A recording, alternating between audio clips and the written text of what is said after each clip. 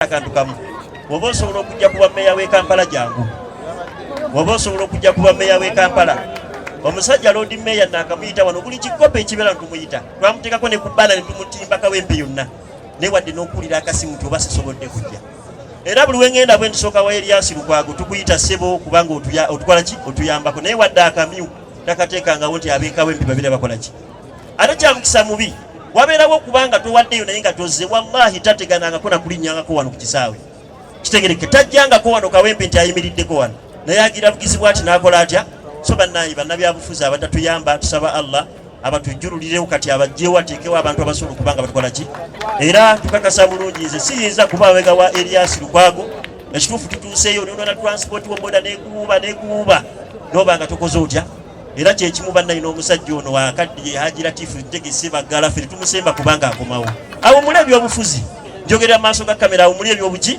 ebyobufuzi abiwummule abadde atulimba nti aleeta kawempe empya agijjawa sima kawempe empya ate agibadde mu buli kaseera abadde mukulembeze. Platinum Wellness Spa offers therapeutic massage services complimentary with sauna and steam bath for your full body cleansing. You can now get a Swedish massage, hot stones, sport massage, aromatherapy, salt ability hot stone therapy, Moroccan bath hammam, jacuzzi, and many more therapeutic massage varieties. We are located along Lukuli Road near Teletubbies Primary School off Rumala Access, Kongebuziga. Call us on 0708-842-821. Platinum Wellness Spa, here to take care of you. Sebo, Chairman Ali, Che Ali, sokoyanirize ku bagenyaawo obabuuzeeko munange. Alhamdulillah wa salatu wa salamu ala rasulillahi sallallahu alaihi wasallam abad. Assalamu alaikum wa rahmatullahi wa barakatuh. Bakadde baffe abagenyi abakulu, meya w'ekitundu kino, Chairman Nyanzi, bulijjo tukuwulira buulizi, omukunzi w'ekibiina kyaffe ekirungi ekya Nuupu Power, Haji Waswa Sekyanzi, mukwano gwange, ate nga ye ssentebe wa disitulikiti eno mu Busiraamu, tusaba Allah batukuumire. Kanso wange Nakyobe ngali mabega, kanso Nakyobe alwa. Kansala Nakyobe amanyi ge gubannange ne bakiise bannaffe abavudde mu district ez'enjawulo, mukwano gwange Haji Bule okuva wali wansi tusanze obbalaba bannayi ku kikopo kino ekya Sheikh Nuhu Muzata Batte. Ekigendererwa kyaffe twayagala okubeera nga Seeka yali w'amaanyi, ekituufu nga tavaawo nga baseeka abalala bemuwulira, tusigale nga tumujjukira. Bintu bingi bye twagala tutegeke mu mannya ge. Tugenda kugulawo ka marathon nga Kaseeka Nuhu Muzata Batte, tugenda kufuna zi netball nga za Seeka Nuhu Muzata Batte, so n'eddalasa tugenda tandika kuzitegeka mizikiti kwongera mu maanyi kujjukira Seeka waffe obutatuvaamu. Nyongera okwebaza Haji Abibi munnamawulire Farida Kigozi gwe baatumye nga mukwano gwa Haji Abibi ate nga yenna mawulire we. Ekituufu Hadija Kigozi, ekituufu nyongera okwebaza okuba nti tetulekerera buli mupiira egubaawo, ate nga Haji Abibi mukwano gwa Muzata, ekiyitibwa Habibi yamutuumira era ndani erinnya eryo nti Habibi wange, mukwano gwe gwe nasooka okuza ekirowoozo. Tugamba nti erinnya lya Seeka lino lyandibadde libeera waggulu buli kaseera buli mwaka nga tumujjukira, tusambe emipiira gino nga gya mizikiti okuva ku Yidi ento paka ku Yidi enkulu. Era bannaye gye mulaba yeno final eriwo kati ssaawa ya leero ng'omuzikiti tulina Masjidi Salaamu wali wansi ne Masjidi Aisha Kiganda nga gye giri mu mbeera ey'okubanga gituuka. Nyongera okwebaza meya waffe Sserunjo gye twabadde tutubidde, ate nga naawe oli mu kaseera kazibu nnyo oli eri n'oli. Haji Abibi n'alagira n'agamba nti oyo meya Sserunjo gye yali mukwano gwa Muzata nnyo, era be bamu abamuwagira tumulonde okubeera nti asobola okuba nga atukiikirira, naye ne tuteekayo akasimu kaffe n'ateekayo okusaba kwe Haji, ate n'oba ng'oyanukula. Bino byonna ebiri ku mmeezi ebyo tusaba Allah akunyweze kikakasa bulungi nti wasobodde okubidonetinga ttiimu zino zibeere nga zinyuma. Bwe twalira omukisa banne bannabyabufuzi mwenna tetulina kye tubaagalamu kingi. Nze Ali ne wonompa omutwalo tegenda kubanga ngulya wakanzeka, naye otutegeka ekintu bwekiti ekinyumira abantu bannange ekintu ekyo ekisinga obulungi. Chairman waffe tweyanziza olwa ekibiina kyonna ne President waffe Robert Kyagulanyi Ssentamu olw'obuyambi ekituufu bw'otuwadde. Ffe tuli mabegawe, ffe twasalawo mu nkyukakyuka yonna okubeera nga tukyukakyuka. Naye nkubiriza akantu kamu, bw'oba osobola okujja kuba mmeeya w'e Kampala jangu, bw'oba osobola okujja kuba mmeeya w'e Kampala. Omusajja Lord Mayor nakamuyita wano, buli kikopo ekibeera tumuyita, twamuteekako ne ku bbana ne tumutimba Kawempe yonna, naye wadde n'okuwulira akasimu nti oba sisobodde kujja.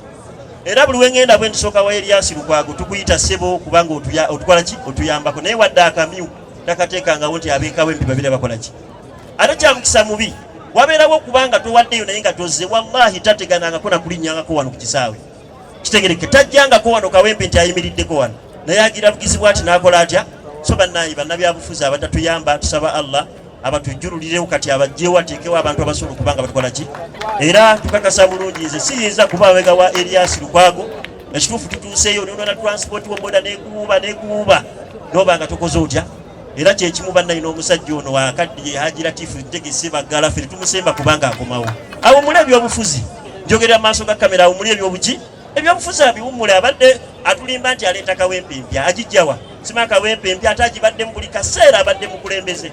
Kawempe empya enkadde ani agibaddemu? Kitegeeza enkadde yagibaddemu mu mbeera zonna. Bannakawempe tubagamba bawummuleko abasajja bafunye ssente mu byobufuzi, bazimbye amasomero, bakoze batya, basooke bawummulemu batusonyiwe, ate tulabe nga tusobola okukola kutya. So tusaba Allah subhanahu wa ta'ala tusaasire Robert Kyagulanyi Ssentamu alinye ku bukulembeze, tufune emigigi emiti egisobola okuba nga gikola gitya. Era nsaba Allah tusaasire abaana abato tubeere nga tubeeramu amaanyi, okubanga twongeramu amaanyi.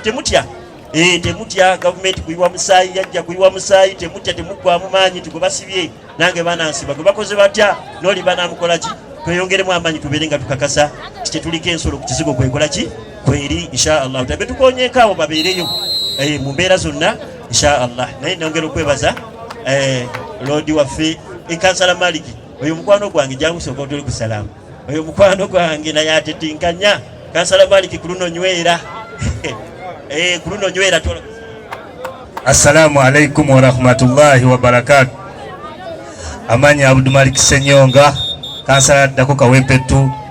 So wekitiibwa tukwaniza mu Kawempe eno Haji Juma Dr. Emmanuel Sulunjojo Weddembe tubaniza naye eno nze ntwalayo Abdul Malik Senyonga. Era mbadde mbasaba ssebo kyamani okunga ompite bwiso mpe kadi, saagala kusika mugwa n'abantu bo.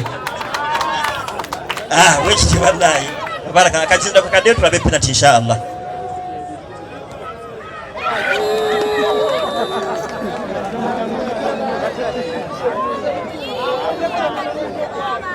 Yesege mpira bwegwityo basebule banyabo.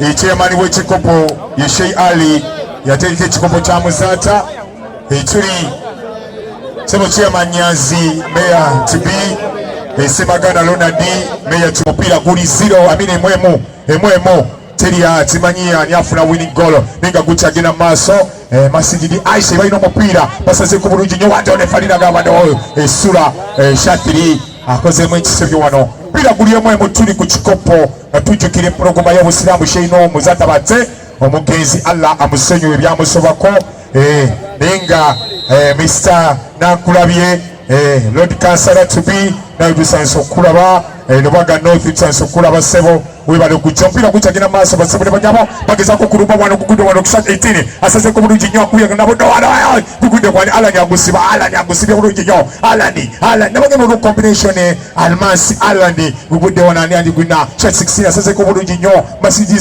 salama bageza ko kuruba wano bebatio masiji Aisha guchali katulabe ani atwala setumenye nte unakulwaliro nenga guchali emwemo sebo meya tusanso kulaba era nga tukwebaza byonna byotukoledde mu kikopo kino ayambye ku muganda wange Sheikh Ali nenga Chairman Nyazi Fadi wali nnyo sebo tusanso kulaba kasaawe kaffe nenga meya sawo kyetugusaba ekisaawo kiraba tulakitayo kaffe gyetusaba kisaawo kitereeremu tournament zitajeza enjawulo akoko nina okayisaawo naye waliwo nekebantemyeko wano simanyi oba nkayiseewo nti ekisaawo ekyatundibwako afu simanyi oba gituufu meya agenda kota meya aganye ebyo byemuwulira nti ekisaawe meya aganye era sebo meya mu ddakiika 10 ngenda kuwa kazindaalo abatuuze bakulindidde babuuzeeko obakakase n'ekisaawe kyaffe nti tuwulira luumaazi nti ekisaawe kyatumbibwako